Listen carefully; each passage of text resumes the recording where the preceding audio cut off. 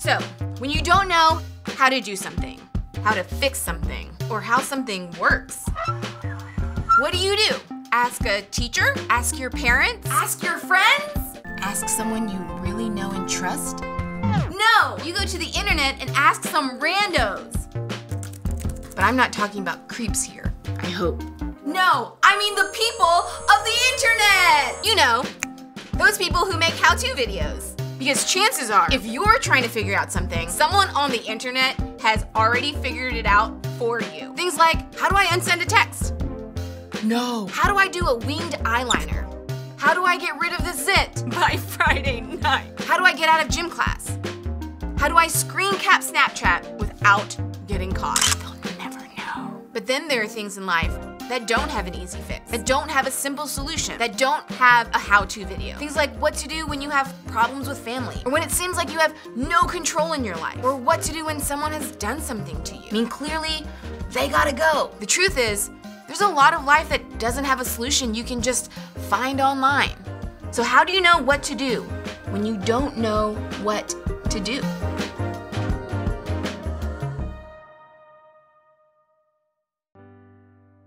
Do you ever feel like you're actually living in two different worlds? Like, there's your life in the actual world, that's school with your friends, in the band, playing sports, and then there's your life at home. And even though you have to live in your house, nothing about it feels real. Maybe you don't want to be there, or the people in your family just drive you crazy, and you're counting down the days until you can leave for good. Maybe that's why we act different at home than we do everywhere else. It could be you've never really thought about it before, but isn't it true? At home, we tend to be one version of ourselves, and everywhere else gets a different version. We all do this. Come on, think about it. You would never leave your dirty dishes out at a friend's house, but you don't think twice about doing it at your own house. You would never talk to coach the same way you do stepmom. You would never be mean to a teammate like you are to your little brother. You wouldn't completely ignore a teacher when they're giving you instructions, but when dad asks you to take out the trash, you pretend you didn't hear and just don't do it. Here's the thing, I don't think we're trying to act like jerks at home. Well, most of the time. But sometimes that's exactly what happens. At home, our families get one version of us and everyone else gets a different version. A version who doesn't leave the dishes out, doesn't talk back, is kind to the annoying people in their life, and listens to instruction. But how is this possible? How can we act in two completely different ways depending on where we are? How can we be one person at home and another person to the rest of the world? There may be a lot of reasons for this, but I think one of the main reasons is because when we're at home, it's our world and everyone else is just living in it. Sounds a little harsh, but just think about it. We walk in the door and we want to know if dinner is something we like. We come into the living room and we want to watch the channel we want to watch. We complain about going to our siblings' band concert because we have other plans. It's our world and we want it to be our way. But for everywhere else, we seem to get the point that the world doesn't revolve around us. We would never stand up in the middle of chemistry class and complain because this isn't a subject we're very interested in. We would never tell our coach, hey, I'm not doing those sprints because I'm just not a fan of that drill. We just don't talk back like we do at home, and we go along with it. We sit in class, we take notes, we run hard, we finish the sprints. And why? Because we know complaining in those situations would be pointless, because it's not just about us. But at home, all bets are off, because at home, we always seem to be asking ourselves a question we don't seem to ask as much everywhere else. At home, we always seem to ask the question, how does this affect me? I mean, think about it. Everything we say or do at home is in response to how that question is answered. How does this affect me? I don't get to go out with my friends because I have to babysit? Well, how does this affect me? If that's the case, I'm gonna give my parents the silent treatment. Like, no. I studied so hard for my test while my sister watched TikToks all night and she got a better grade than me. How does this affect me? Well, She doesn't even deserve that A. So obviously now I'm annoyed with her and I am going to treat her that way. See? What I don't think a lot of us realize as we think about our lives at home is how much our response to the question, how does this affect me, plays a role in making our home the way it is. When we get mad at our parents and turn on the silent treatment, well, that definitely changes the vibe of the house. When we are annoyed with our sister getting a better grade than us, that will definitely affect our relationship with our sister. We may not like what's going on at home. We may not even like the people who live there with us, but chances are we aren't thinking about the way we may be affecting the environment at home. What if home is the way it is because we aren't exactly helping to make it any better? What if we play a bigger role than we realize? Listen, you don't need me to tell you that family stuff is hard.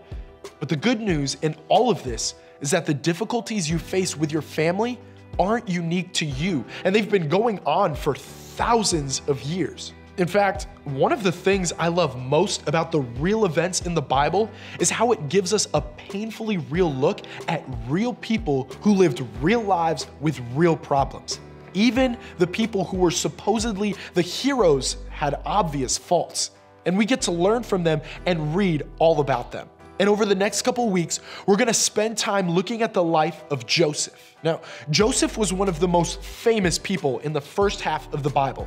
He's a guy who, just like us, found himself in many situations where he needed to figure out what to do when he didn't know what to do. It's honestly like the most dramatic reality TV show you've ever seen. There are murder plots, he's sold into slavery, he's unfairly put in jail, the story twists and turns everywhere, and the drama doesn't stop. We'll get into that in the next few weeks, but it all starts with his drama with his family. Let me give you some background. Joseph was one of 12 sons who all had Jacob as their dad. Now, Jacob's story was complicated. He fell in love with a woman named Rachel, but was tricked into marrying Rachel's sister Leah instead. But Jacob loved Rachel, so he worked for her father for 7 years so he could marry her too. And if you're keeping count, that leaves Jacob with 2 wives, and they were sisters. But that wasn't all. There were 2 other women he never married, but who he also had children with. Let's just say the Bible is wild, but here's the kicker. Rachel, the wife Jacob loved most, couldn't have children. While all these other women gave him kids, Rachel never could until Joseph. She finally had a son, and since it was common knowledge that Jacob loved Rachel the most, it made sense that Jacob would love the son Rachel had the most as well. That means in this family with 1 father, 4 mothers, and 12 sons, there was some tension. Because there was a favorite, and it was no secret who the favorite was. And when that makes up your home life, conflict is inevitable. And this is where we pick up in the life of Joseph. In Genesis 37, we read about how Jacob made a special robe for Joseph, a physical reminder of how much more his dad loved him than the other brothers. And the brothers despised him for it, but that wasn't the only issue. Joseph then has a series of dreams. Joseph said to them, his brothers, "Listen to this dream I had. We were binding sheaves of grain out in the field when suddenly my sheaf rose and stood upright, while your sheaves gathered around mine and bowed down to it." Now, this wasn't your typical dream, and the brothers knew it. This dream, it wasn't about grain. It was about power. And Joseph was sending a message by sharing the dream. He was saying, "Yo, guys, listen to this. I think I'm gonna be more powerful than you one day. And when that day comes, you will all worship me." For your younger brother to say this to older brothers, that's not gonna fly. The passage goes on. His brother said to him, "Do you intend to reign over us? Will you actually rule over us?" And they hated him all the more because of his dream and what he said. Just sharing that dream would have been bad enough, but then Joseph has another dream involving the sun, moon, and stars bowing down to him. It was the same message, but this time it included his parents bowing down as well.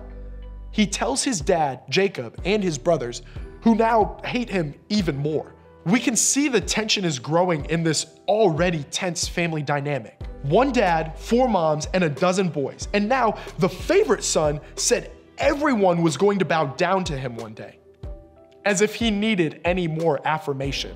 But Joseph wasn't acting in a way that considered any of that. Joseph is behaving like any of us would in his position.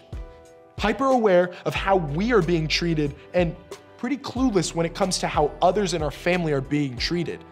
All we think of is that one question: how does this affect me? Not how it may affect our parents, step-parents, siblings, aunts, uncles, or grandparents, no. And Joseph's family was the same way. All Joseph's brothers could see was how the whole situation affected them, the unfairness and injustice. I mean, Joseph receiving the robe he did as a gift was like being given a brand new car when he turned 16, while all the other brothers had to share mom's ancient minivan. That's just not right. And they saw it, but Joseph didn't. Joseph only saw how the situation affected him. He can't help it that he got a cool robe. He can't help the dreams he's having. His brothers are getting worked up. It's not that big of a deal. The truth is, even though these few verses are about more than some strange dreams a guy had, they're about the tension the family never dealt with, tension that was left to grow. And we're still reading this today for a reason. Why? To show that family has always been complicated, and to teach us that we could all do better when it comes to how we approach our family and our role in it. To remind us that tension not dealt with will never just go away. It will always escalate to something bigger. And we'll see how Joseph's family tension leads to something worse with Joseph next week. But until then, what could everyone in the family have done differently? Well, first, Joseph could have started to see himself as part of the problem, as one person in a large family and not the center of it. Second, he could have recognized how his dad's favoritism was impacting his brothers. Third, his brothers could have let go of their grudges. And fourth, they could have ignored Joseph's dreams and not allowed their insecurity to control them. The point is this: Joseph's drama with his family has something to teach all of us.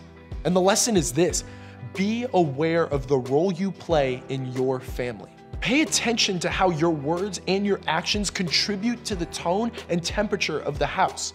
Are you improving it, or are you making it more tense?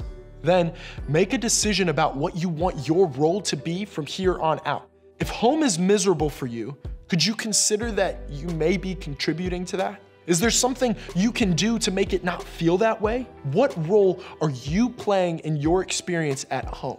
If you aren't sure where to begin, take a look at this passage in the letter Paul wrote to the Philippians.